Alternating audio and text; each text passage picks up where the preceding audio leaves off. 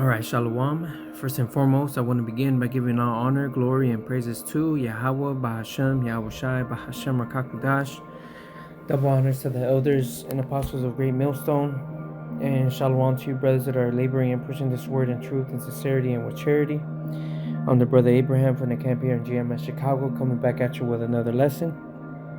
All right, Lord willing, this video will be edifying. And just want to do some analyzation and commentary on this video from the Jimmy Dore show. This video is called "Here's What Nobody's Telling You About Food Stamps and SNAP," right? Because obviously you brothers are aware of the recent SNAP benefits that was said to be cut off for Americans, and then you have the government shutdown and them saying, oh, we can't access the emergency funds to help out, but they could send billions of dollars to Argentina, right? Which shows what the leaders of this country really feel about their own people. And the scriptures talk about he that is evil to himself, unto whom will he do good, in the book of Sirach, right? So these people can't even do good to their own people, because when you look at the statistics, it's really Esau that uses up more of these benefits than Jake does. Okay, but I'm gonna play this video and do commentary, analyze, bring out the scriptures as always. So let's talk about SNAP. So that's the big thing. So spoiler alert, Trump is going to fund SNAP, but not all the way, apparently. But here's what I think is interesting. This is what interests me about SNAP. SNAP is food stamps. So 29% of Americans are considered low income. And so that comes out to be 98 million people in America, or roughly around 30% of the population. 29, 30. Let's round up to 30. So think about that. So in America, 98 million people are low income. In America, the richest country in the world, 100 million people, almost a third of the country, is low income. Now, you also know that half the country can afford a $400 emergency. You know that, right? Okay. You also know that 70 to 80% of people in the United States live paycheck to paycheck. Again, this is, what do you call the richest country the world has ever known? What do you call a system that takes the richest country in the world, renders a third of its population low income, half of them unable to afford a $400 emergency, and 70 to 80% of them living paycheck to paycheck? What do you call that system? You call it a failed system. So to me, that's the bigger story here. It's also a big story that Trump was just going to let people not get their food stamps. And so, like, when you say people, so what you see a lot on social media is people say, oh, these are all immigrants, illegal immigrants, or these are all lazy people, or something like that. Even though we know since 1971, workers have been getting the shaft ever since the Powell memo. So it used to be the more you produced, the more money you made. Well, workers are now producing this much and their pay had stayed flat. We all know that people can't afford houses, people can't afford seniors can't afford their medicine. We know this isn't because there are all of a sudden an explosion of lazy people in the country after the Powell memo. And the Powell memo is that corporations can run the country, which is what's happening. So SNAP serves 42 million people. So out of those 98 million people that are low income, 42 million of them, 42 million people get SNAP, get food stamps. or about 12% of the US population. Roughly 2/3 of those people are children. So two-thirds, that's 67%, right? Is that what 2/3 is? 67% of the people getting food stamps, getting SNAP, are children. You would think a society would make sure children got food. So so roughly 2/3 of the people, of those 42 million people, 2/3 of them are either children or adults over 60 or people who are disabled. So children, senior citizens, and disabled people. That's 2/3 of the people. Now the rest of the people on there, lots of those people actually work. They just don't, in America, in the richest country in the world, they don't actually make enough money. They don't actually make enough money to pay for their food. So 1/3 are working age adults. So 2/3 of the people getting food stamps, SNAP, are not workers. They're not working age people. They're kids, they're children, or they're senior citizens. Or disabled, which leaves 1/3 of them that get food stamps in America between 18 and 59 years old. And employment among them varies. And lots of them work. So Trump says he's going to partially fund SNAP. So they found 2 judges that said that the president has.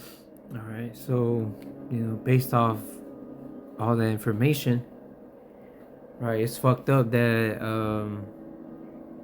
Esau can't provide and care for its children, elderly, disabled people that probably can't work, too old to work, too young to work, or have a disability of some sort that prevents them from working. But you could send billions of dollars to this country, to that country, and to this country, provide aid to them, and them. All right, wanting to start a war here, there, and there. All right, involved in all these worldly affairs. Meanwhile, the people in your own backyard are starving, suffering, barely surviving. All right, and he goes on to say later on in the video, this is how empires fall. This is how empires fail. Okay, but let me read this here in Isaiah 32 and verse 10. It says, "Many days and years shall ye be troubled, ye careless women, for the vintage shall fail, the gathering shall not come." Right? So, be ye troubled, ye careless women. The women could also be metaphorical for Israel as a whole, because in Jeremiah it likens the daughter of Jerusalem unto a comely and delicate woman, right? So the people could be applied to as this women, and literal women as well, because they have grown a pride, right, because of Esau Edom as well. They gave them this power. They call it liberty, right, and freedom. But it was more indoctrination to intoxicate them with ways that leads to death. Okay. All right. So it goes on to say, "For the vintage shall fail, the gathering shall not come." The vintage symbolizes the labor force, the workforce, the economy. All right. When you gather the vintage, you gather crops, right, which leads to abundance. It leads to food, right, money, right. But now that's not happening. right? People have 2, 3 jobs, barely surviving. All right, as he said, living to paycheck. Half of Americans don't have a $400 emergency. If something happens, they can't tap into a certain emergency fund. All right, the production is going up, but the pay is not going up either.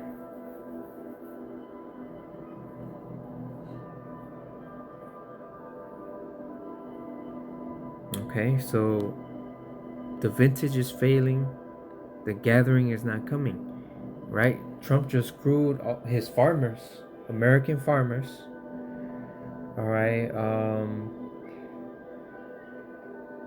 Well, I did just see a video today in America and China made a new deal, and China will, um, continue buying soybeans, but Americans are mad, or American farmers are mad because their largest buyer in soybeans, China, uh, refused to buy soybeans from them because there are all these tariffs that America, because obviously America's tariffing everybody and they mama, right? So China went to Brazil and buy soybeans, so that's what's gonna happen to all the soybeans here, right? Not only that, America just said it's gonna buy beef from Argentina. Okay, so yeah, man, it's fucked up what's going on right now. All right, so let's get this here in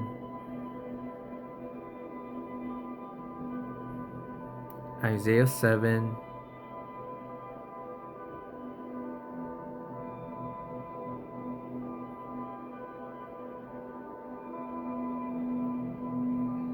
And 23. All right, I'm gonna read it in the NLT. It says, "In that day, the lush vineyards, now worth 1,000 pieces of silver, will become patches of briars, and thorns." Right, pretty much nothing. Right, empty, famished. It says the entire land will become a vast expanse of briars and thorns, a hunting ground overrun by wildlife. Right, so a vineyard that was once worth 1,000 pieces of silver, a lot of money and value, will become nothing, right? Remember, back in these days, vineyards was a huge part of the economy, the workforce, the labor. Okay, it was husbandry was a big deal back then. All right. So put that in this perspective in modern terms. The modern workforce, the modern labor and economy is dying.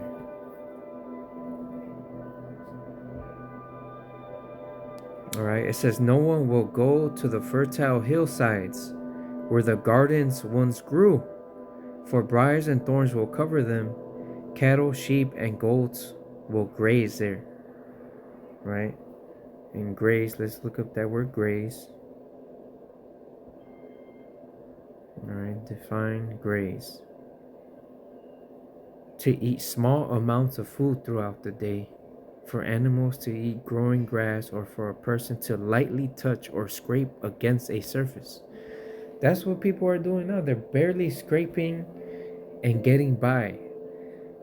Skipping meals, wondering if they should pay this bill or if they should skip a meal for the day, or even eat for an entire day, a day's worth, right? People are skipping meals. People are going to school just to eat a meal, and what they're eating is just garbage and bullshit.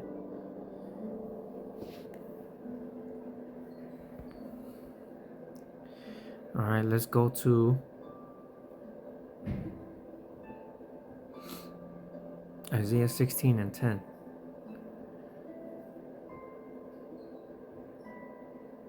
It says, "And gladness is taken away, and joy out of the plentiful field. And the vineyards there shall be no singing, neither shall there be shouting. The treader shall tread out no wine in their presses. I have made their vintage shouting to cease, so no more joy of harvest, no more singing in the vineyards, no more happiness." Right? All this is going from abundance and happiness and joy to mourning, to famine, to desolation.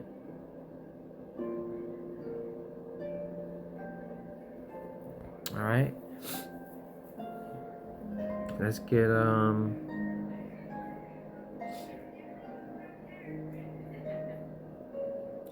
Jeremiah 8 and verse 12.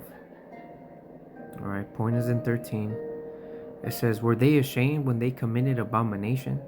Nay, they were not at all ashamed, neither could they blush. Therefore shall they fall among them that fall. In the time of their visitation they shall be cast down, saith the Lord." Right? Because Israel continued to commit abomination and being idolatrous, serving the gods of the nations. All right, it says, "I will surely consume them, saith the Lord.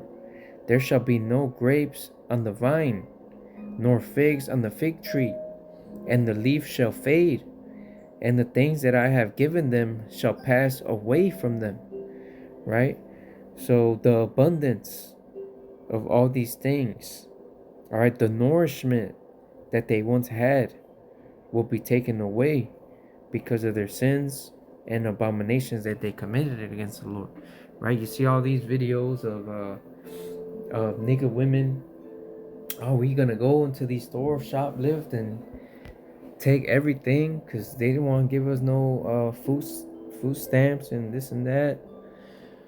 All right, but let's look at one thing here in Hosea 2. All right, and just to get some context, let's see, where should I start?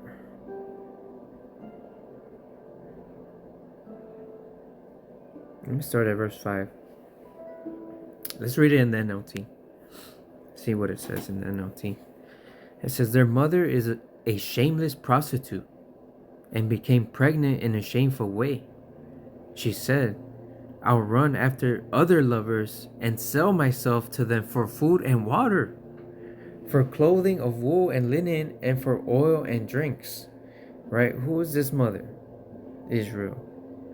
Israel became a prostitute. Right? Became pregnant. And this pregnant prostitute, shameful prostitute, ran to these lovers. Who are these lovers? Esau, America, Egypt, the daughter of Babylon. All right. They went to these lovers for what? For food, for water, for clothing, for wool and linen, olive oil and drinks, right? Nourishment, provision, for the want of all things. It says, "For this reason I will fence her in with thorn bushes. I will block her path with a wall to make her lose her way." And Israel lost her way greatly. It says, "When she runs after her lovers, she won't be able to catch them. She will search for them but not find them. Then she will think, I might as well return to my husband, for I was better off with him than I am now." Right? And how many times have you seen this with literal women in their marriages? Right? They left their husband. "Oh, I want a divorce. I want to focus on myself." right? I want to go with Pookie and Ray Ray. And then they go on and experience that and be like, damn, I fucked up. They regret it. Oh, let me go off back to the husband that I once had. Right? It says she doesn't realize it was I who gave her everything she has. The grain, the new wine, the olive oil. I even gave her silver and gold, but she gave all my gifts to Baal. Right? So not realizing the Lord was the one who provided us with everything. Right? He told us, what Yahweh should I say? You know, the Father feeds the fowls of the air, and they all wait on him, and he provides for them. How much more ye that are greater than them, O ye of little faith.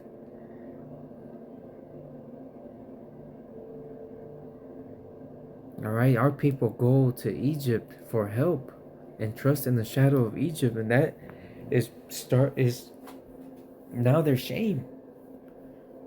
And that's why they won't be defended in that day. Man, it's so fucked up. All the shit they got, they offered it to Baal in idolatry. It says, but now I will take back the ripened grain and new wine I generously provided each harvest season. I will take away the wool and linen clothing I gave her to cover her nakedness. I will strip her naked in public while all her lovers look on. No one will be able to rescue her from my hands. I will put an end to her annual festivals, her new moon celebrations, and her Sabbath days, all her appointed festivals. Right? So you see how the Lord is taking all its benefits and nourishments that they once had, that it was again the Lord that ultimately gave you those things, but you weren't grateful, right? You thought it was Esau that gave you these things, all right, and you trusted in him. Man, you wanted him to be your God.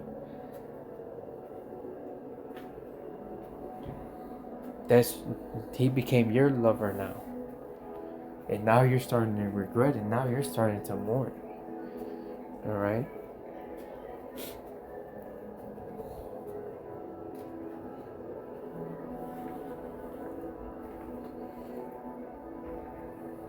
But yeah, man, it's gonna be on the horizon lies a bunch of troublesome days and times that lie ahead for these people, 2/3 of our people, and everybody else. All right, but I'm gonna go ahead and end it there. Lord willing, this video was edifying. As always, all honor, glory, and praises goes to Yahweh Bahasham, Yahweh Shai, Bahasham Rakakudash. Double honors to the elders and apostles of Great Millstone. Until the next time, Shalom.